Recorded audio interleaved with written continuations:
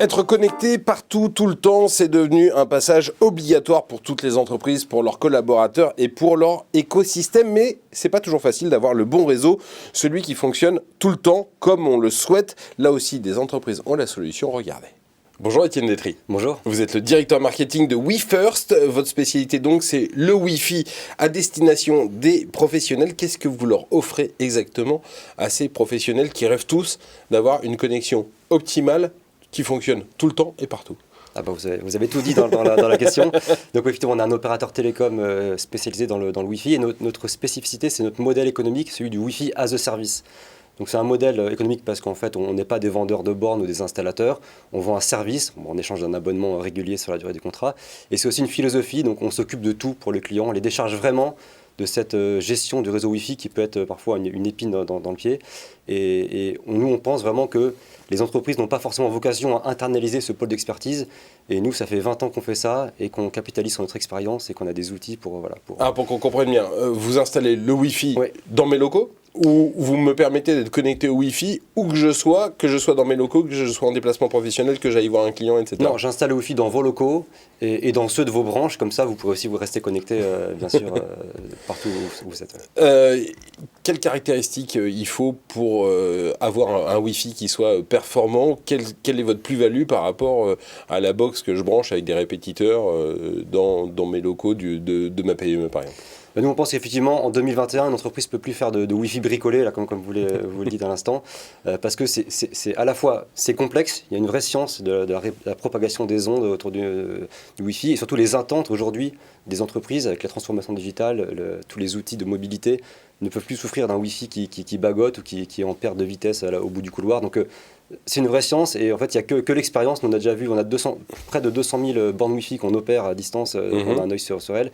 Donc, on en a vu passer des situations, notamment des environnements denses, complexes, avec beaucoup de devices connectés ou de personnes connectées. Et j'allais dire, c'est vraiment cette expérience, l'investissement qu'on a fait dans les outils de supervision, dans la formation des collaborateurs. Dans la sécurité aussi? Oui, dans la sécurité, bien sûr, pour tous les niveaux. Et donc, on pense aujourd'hui avoir un niveau de qualité supérieur au standard du marché. Il y a beaucoup d'actualités autour de votre entreprise. Vous avez signé un contrat avec l'Éducation nationale. Qu'est-ce que vous faites pour l'Éducation nationale? C'est un marché sur les rectorats. Donc, c'est installer et opérer le réseau Wi-Fi dans des rectorats. Donc, on est très content parce que c'est une nouvelle verticale qu'on voulait ouvrir depuis un moment, l'Éducation nationale. Et on a aussi gagné un autre appel d'offres pour les collèges de la Drôme. Donc voilà, il y a aussi un nouveau monde qui s'offre à nous, alors qu'on était plutôt très marqué dans le retail, l'hébergement touristique, les résidences étudiantes également. Donc voilà, en fait, le Wi-Fi concerne tout le monde. Et l'école aussi se met au Wi-Fi parce que l'école devient digitale. En parlant de la digitalisation, vous aidez également, vous participez à la digitalisation de vos clients. Qu'est-ce que vous avez fait pour eux? Je crois qu'il y a eu des exemples avec Noroto, avec les mousquetaires. Qu'est-ce que vous avez fait pour les aider à se digitaliser? Mousquetaires, c'est un bon exemple. Donc, on a un contrat de référencement avec le groupement des mousquetaires. Et donc, nous, on vient déployer une infrastructure Wi-Fi, mais pas que. En fait, dans chaque borne Wi-Fi, il y a des petits modules IoT qui permettent aussi de discuter, discuter avec notamment les étiquettes électroniques, vous savez. Ouais. Et donc, ça, c'est malin. D'actualiser les prix. Exactement. Et donc, ce qui est malin, c'est qu'on n'a plus que une borne qui parle différents langages, donc le Wi-Fi, l'IoT, on économise des frais de déploiement et on a un cerveau unique qui gère toutes les technologies. Dans les magasins, dans les points de vente, dans les points de vente intermarchés. On sait que le Wi-Fi, ça consomme beaucoup d'énergie. Vous publiez votre bilan carbone?